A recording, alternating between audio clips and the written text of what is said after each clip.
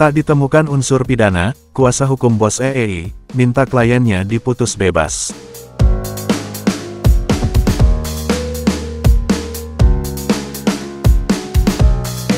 Kasus dugaan penipuan dan penggelapan yang menjerat bos PT Eksploitasi Energi Indonesia atau EEI, Andri Cahyadi beserta 3 koleganya, kembali digelar di Pengadilan Negeri Banjarbaru, Kalimantan Selatan, pada Senin tanggal 30 Oktober tahun 2023.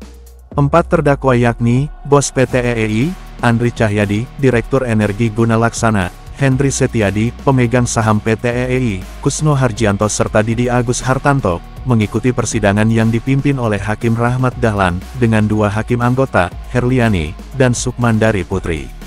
Tak tanggung-tanggung, ahli hukum pidana yang dihadirkan, merupakan ahli hukum yang pernah memberikan keterangan dalam kasus kopi sianida, dengan terdakwa Jessica Kumala Wongso. Ahli hukum pidana tersebut adalah Dr. Muzakir.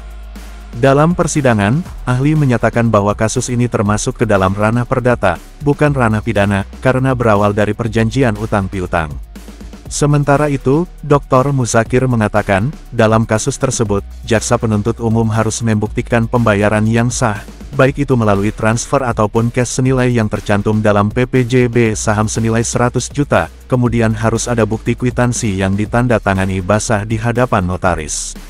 Untuk dapat dikatakan sebagai seorang pemegang saham yang sah secara hukum, ahli hukum pidana dari Universitas Islam Indonesia ini menjelaskan, harus ada tindak lanjut, mulai dari dilakukannya PPJB saham, maupun pembayaran atas nilai yang tercantum dalam PPJB tersebut, selanjutnya ditindaklanjuti dengan akta jual beli saham.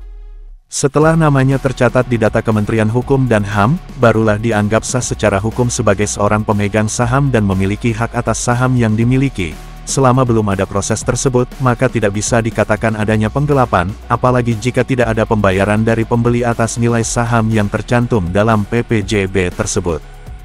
Kami terus sampaikan kepada publik bahwa kasus ini bukanlah kasus investasi bodong yang selama ini didengung-dengungkan oleh media. Kasus ini adalah kasus murni utang piutang, dan itu adalah ranah hukum keperdataan. Kesaksian dari ahli yang dihadirkan dalam persidangan, baik pidana maupun perdata, menyatakan bahwa kasus ini adalah kasus murni hubungan keperdataan dan tidak ada unsur pidana di dalam kasus ini. Dan oleh karena itu, kami sebagai pengacara terdakwa meminta ataupun sudah seharusnya majelis hakim memutuskan lepas ataupun bebas terhadap klien kami demi keadilan dan kebenaran.